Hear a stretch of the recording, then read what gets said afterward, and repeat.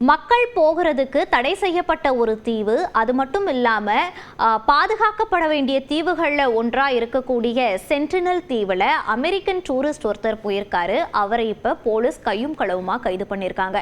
இதே போல 2018ஆம் ஆண்டு ஒரு அமெரிக்கன் மிஷனரி ஜான் ஷேவ் அப்படின்றவர் இந்த தீவுக்கு போனப்ப அங்க இருக்கக்கூடிய பழங்குடியினர்கள் இவர் மேல அம்புகளை எய்தி தாக்குதல் நடத்தி இவர் இப்போ உயிரோடையே இல்லை.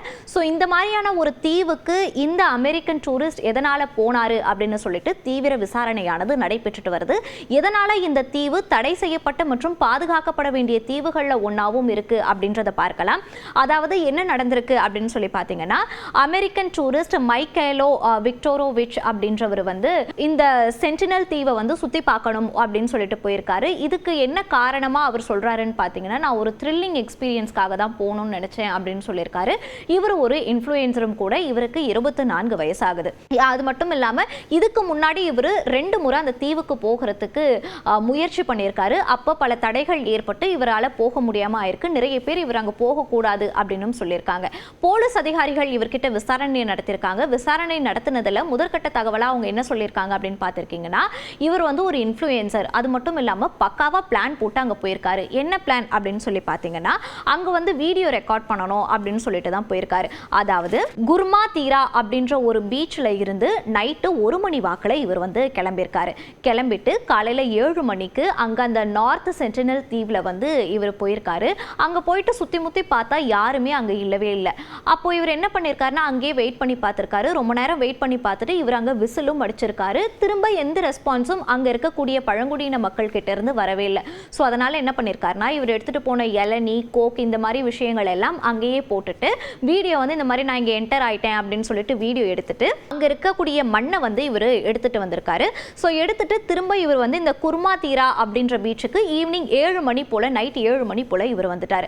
ஆனா இவர் வர்றதை அங்க இருக்கக்கூடிய மீனவ மக்கள் பார்த்துட்டாங்க. ஸோ இந்த மீனவ மக்கள் என்ன பண்ணிருக்காங்கன்னா, இது தடை செய்யப்பட்ட பகுதிக்கு தான் இவர் போயிட்டு வந்திருக்காரு, ஸோ இது தவறு அப்படின்னு சொல்லிட்டு அங்க இருக்கக்கூடிய காவல்துறையினர்கிட்ட இவங்க புகாரை கொடுத்திருக்காங்க. ஸோ காவல்துறையினர்கிட்ட புகார் கொடுத்ததும் அவங்க இந்த டூரிஸ்டை கையும் களவுமா கைது பண்ணி இப்ப விசாரணை நடத்திட்டு வராங்க. இதுல இன்னொரு விஷயம் என்ன நம்ம தெரிஞ்சுக்க வேண்டியிருக்குன்னா, இந்த சென்டினல் தீவை எதுக்காக தடை செய்யப்பட்ட மற்றும் பாதுகாக்கப்பட வேண்டிய தீவுகள்ல ஒன்னா இருக்கு அப்படின்னு நம்ம பார்க்கணும். அது மட்டும் இல்லாம மோஸ்ட் டேஞ்சரஸ் தீவுகள்லையும் இது ஒன்னா பார்க்கப்படுது. இங்க பழங்குடியின மக்கள் வசிச்சுக்கிட்டு இருக்காங்க. இவங்க யாரு அப்படின்னு சொல்லி பார்த்தீங்கன்னா, கடைசி புதிய கற்கால மனிதர்கள் அப்படின்னு சொல்லப்படுறாங்க. வெளி உலகத்துக்கும் இவங்களுக்கும் எந்த ஒரு கான்டாக்டும் இருக்கவே இருக்காது. கற்கால மனிதர்கள் எப்படி வாழ்ந்துகிட்டு இருந்தாங்களோ அதே போலதான் இவங்க வாழ்ந்துகிட்டு இருக்காங்க. இப்ப வரைக்கும் எந்த ஒரு டெக்னாலஜி பத்தியும் இவங்களுக்கு எதுவுமே தெரியாது. ஸோ ஒரு கற்கால மனித வாழ்க்கையவே இவங்க வாழ்ந்துகிட்டு இருக்காங்க. அவங்களுக்குன்னு ஒரு தனி கலாச்சாரமே இருக்கும். அது மட்டும் இல்லாம இவங்க எத்தனை பேர் இருக்காங்க, இவங்களுடைய பாப்புலேஷன் அப்படின்னு சொல்லி கேட்க போனா அதிர்ச்சி அளிக்கக்கூடிய ஒரு விஷயமா தான் பார்க்கப்படுது. என்னன்னு சொல்லி பார்த்தீங்கன்னா, 500க்கும் கம்மியானவங்க தான் அந்த தீவுல வசிக்கிறாங்க அப்படின்னு சொல்றாங்க. அது மட்டும் இல்லாம 2004ஆம் ஆண்டு ஒரு சுனாமி வந்துச்சு. அந்த சுனாமில சில பேர் இறந்திருக்கிறதுக்கான வாய்ப்புகள் இருக்கு அப்படின்னு சொல்றாங்க. சென்செக்ஸ் எடுக்கணும் அப்படின்னு சொல்லி கூட யாரும் அந்த தீவுக்குள்ள போக முடியாது. ஏன் அப்படின்னு சொல்லி பார்த்தீங்கன்னா, அவ்வளோ டேஞ்சரஸான தீவு. ஏன்னா உள்ள போனா திரும்ப வர முடியாது. அதனால சென்செக்ஸும் எடுக்க முடியல அப்படின்னு சொல்லிட்டு தான் சமூக செயற்பாட்டாளர்களும் கவர்மெண்ட்ல இருந்து சொல்லக்கூடிய ஒரு தகவலாகவும் பார்க்கப்படுது. ஸோ அதனால 500க்கும் குறைவான மக்களே அங்க வசிச்சுட்டு வராங்க. இவங்களை டிஸ்டர்ப் பண்ற மாதிரி அங்க யாருன்னா போனாலோ, அங்க இல்ல வெளிநாட்டுல இருந்து வெளி உலகத்துல, அதாவது இவங்க தனி ஒரு உலகமா வாழ்ந்துட்டு இருக்கும் போது வெளி உலகத்துல இருந்து அந்த தீவுக்குள்ள போனாலோ அவங்கள அம்புகளை எய்தியே இவங்க கொலை பண்ணிடுறாங்க அப்படின்ற ஒரு விஷயமும் இதுல முக்கியமான ஒண்ணா பார்க்கப்படுது.